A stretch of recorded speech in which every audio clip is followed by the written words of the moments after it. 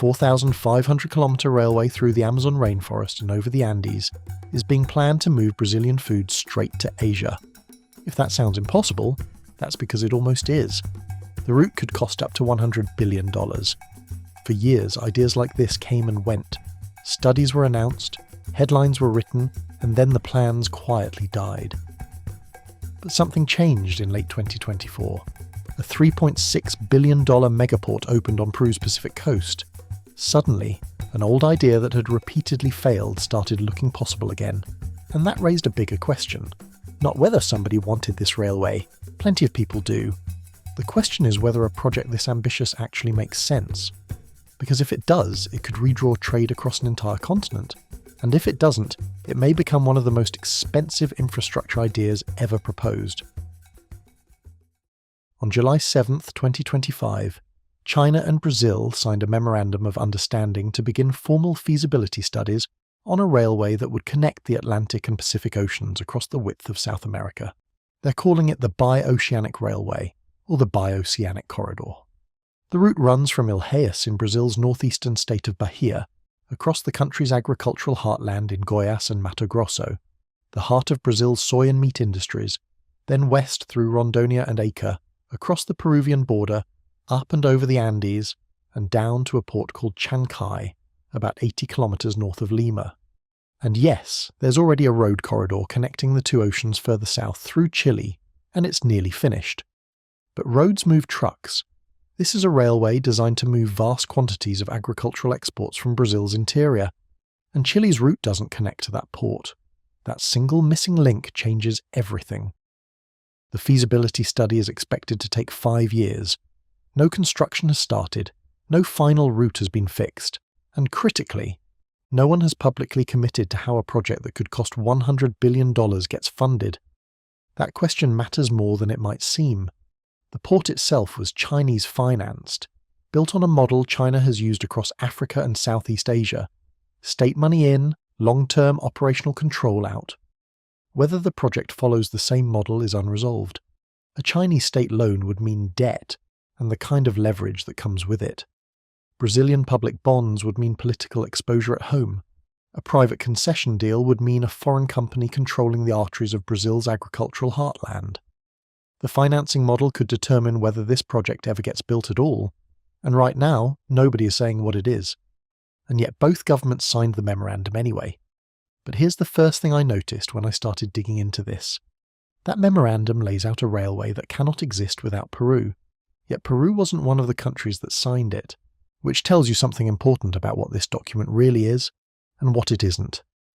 By the way, this isn't a new idea. China first floated this concept back in 2014. It died. It came back in 2015. It died again.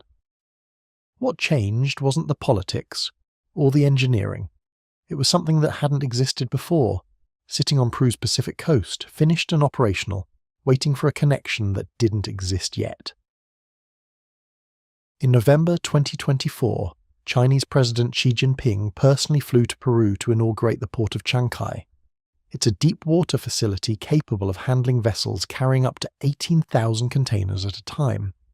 China's state shipping company, COSCO, holds a 60% stake in the exclusive operating concession, and Peru, to secure that deal, actually changed its own national law to give COSCO that level of control.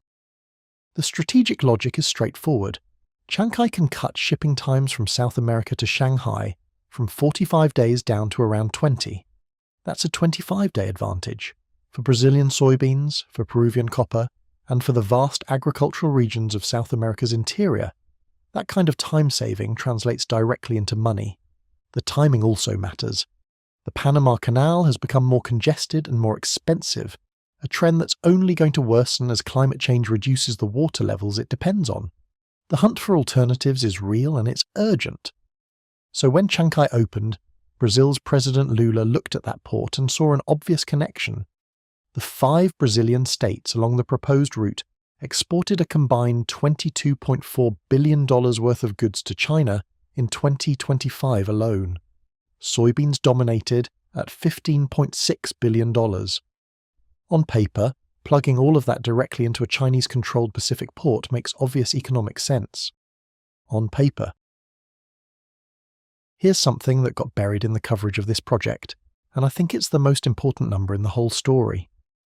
The logistics director of AproSoja Mato Grosso, that's the farmers' trade association for the Brazilian state that would generate more than half the railway's cargo, told researchers that under current conditions, transporting goods overland to Chancay would make those commodities completely unviable. His word, not mine. Costs would skyrocket. And it's not hard to see why. To get those soybeans to the Pacific, you aren't just rolling across flat terrain. You're asking a heavy freight train to tackle the sheer vertical wall of the Andes Mountains, climbing to altitudes of over 4,000 meters. Dragging millions of tons of cargo over a mountain range like that requires unprecedented locomotive power, specialized braking systems, and a staggering network of high-altitude tunnels just to punch through the solid rock. A researcher at the University of the Pacific backed this up with analysis. Although the sea route from Chancay to Shanghai is shorter than alternatives, the land portion of the journey is so much more expensive per kilometre than ocean freight that the overall cost could more than double compared to existing routes. Think about that. The people whose goods would be loaded onto this railway are saying it might cost them more than the system they already have. That's not necessarily fatal to the project. Costs can change, infrastructure can shift the economics, and China has a history of financing railways that look unviable at first, but become essential later. But there's a question the economics briefings keep skipping. If the farmers say it costs too much, and the port is owned by a single foreign company, what is this railway actually for? Follow the cargo, and the picture starts to change. Brazil is the world's largest soybean exporter. China is its biggest customer, over $160 billion in bilateral trade in 2023 alone. Right now, those soybeans leave Brazil's Atlantic ports and travel either through the Panama Canal or around the Cape of Good Hope. Both routes are long, costly, and increasingly congested. The corridor would funnel those goods through two countries directly to the port. From there, COSCO ships take them to Shanghai and other major Asian ports. At full build-out, Chancay is projected to handle up to 5 million containers annually. That would instantly transform it into the undisputed heavyweight hub of Latin America, rivaling or exceeding the region's largest current ports like Santos in Brazil. Analysts at the US Army War College have flagged the port's potential dual-use strategic value. The idea that a facility this size, with this level of Chinese state control, on South America's Pacific coast is not purely commercial infrastructure. The official US government response has been notably quiet. No formal statement, no diplomatic objection on record. Washington has largely watched from the sideline, which is itself a kind of answer. The Monroe Doctrine used to mean that foreign powers building strategic infrastructure in Latin America was a red line. That era appears to be over, or at least on pause. Whether that's strategic restraint or simple overextension is a question analysts are actively debating. And a railway feeding into that Pacific hub from the Atlantic would complete a corridor running entirely outside US-adjacent shipping lanes, which is either an irrelevant geographic footnote or the whole point, depending on who you ask. Brazil says this is a development opportunity. Peru says it reduces dependence on Lima. China says it's South-South cooperation under the Belt and Road Initiative. And all three of those things can be true, and the strategic ambition can also be true. None of these things cancel each other out, but only one of them required Peru to rewrite its own laws. A joint study by Grain, Cooperación, and the Federal Institute of Bahia found that dozens of protected areas and indigenous communities within 40 kilometers of the projected route would be impacted in Peru, alongside more than 100 conservation areas and indigenous territories in Brazil. That list includes Manu National Park, one of the most biodiverse places on Earth. It includes the Madre de Dios Territorial Reserve, home to indigenous peoples who have chosen to live without contact with the outside world. In Brazil's Amazon states, the railway would pass within range of the Carapuna people. The Carapuna are a community of 63 people, not 63,000, 63 individuals, one of the most vulnerable indigenous communities in the Brazilian Amazon. In Peru, the projected route could also impact the Machu Picchu Historical Sanctuary, a UNESCO World Heritage Site that draws more than 1 million visitors a year. When a Peruvian investigative outlet requested details about the railway from Peru's Transport, Culture, and Environment ministries, All three said they had no knowledge of the matter. There's a counter-argument worth taking seriously here, and I want to be fair to it. One prominent researcher has argued that railways in fact hold environmental advantages over roads in the Amazon. They pollute less, and because trains only stop at fixed stations, they don't open up the surrounding forest the way roads do. That's a legitimate point. Railways are not the same as highways, and the comparison matters. But environmentalists counter with what they call the fishbone pattern. Even a railway creates access, and where access goes, informal settlers follow, then illegal loggers, then gold miners, then coca growers. Side tracks branch off the main line. Those branches branch again. Within years, what looks like a single line on a map becomes a skeleton of destruction spreading outward in every direction. A Kayapo community leader speaking before COP30 was direct about it. Without proper consultation with indigenous communities, there will be no railway. Or, he said, they will build a village on its path. Brazil has not held those consultations, not yet. Brazil's own infrastructure record tells you everything you need to know about how seriously to take this timeline. Right now, in June 2026, Brazil is trying to launch its most ambitious new freight railway concession cycle in modern history. The government announced 8 massive railway auctions for this year alone, with $28 billion in potential investment. But the schedule is already slipping. Public notices that were due months ago haven't been published.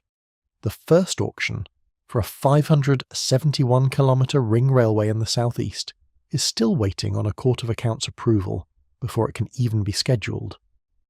Brazil cannot get a 571-kilometre domestic railway through its own bureaucracy on time, and it has co-signed a memorandum for a continent-spanning transoceanic line through the Amazon. So let's put real numbers on this. The feasibility study alone takes 5 years. That brings us to 2030 at the earliest. Environmental licensing in Brazil, even under a sympathetic government, typically adds 3 to 5 years on top of that. Then financing, procurement and construction of a line crossing 2 countries, a mountain range, and the densest rainforest on Earth. Best case, no legal challenges, no government changes, no financing delays. Nobody breaks ground before 2035. More realistic estimates put first construction somewhere between 2038 and 2045. And those estimates assume political continuity that doesn't currently exist. Brazil holds presidential elections later this year. Lula, the man who signed this deal, is running for a 4th term, and current polling is not comfortable for him. If he loses, the project could evaporate overnight. His opposition wouldn't necessarily kill the railway outright. They might accelerate the commercial parts while dismantling the environmental protections around it. That's arguably the worst version of this story. Built faster, with less oversight through the same forests. Which brings you to the environmental cost, because nobody in this deal has priced it honestly. Brazil is currently designing a public-private partnership just to manage the damage of paving a single Amazonian highway. One road.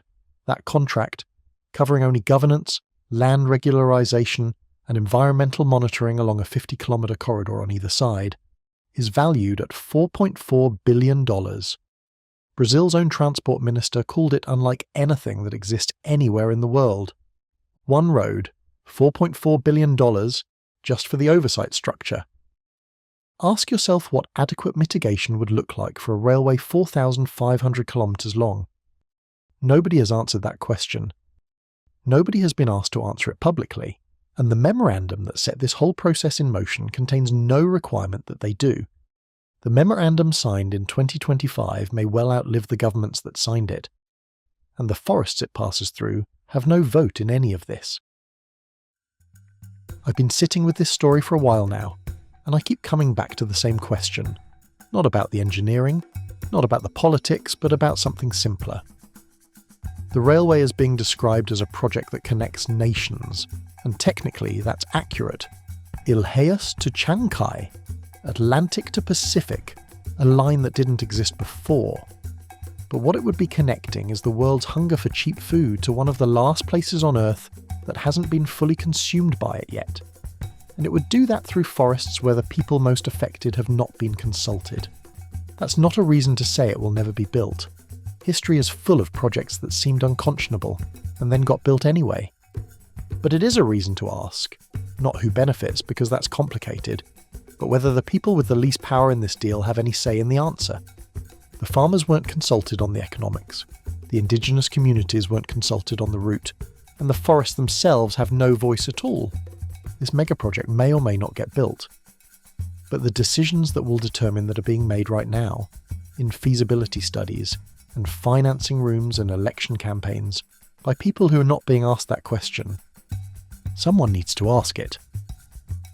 If this is the kind of story you want to understand, where infrastructure, power, and consequence intersect, Design Zip is where we work through it.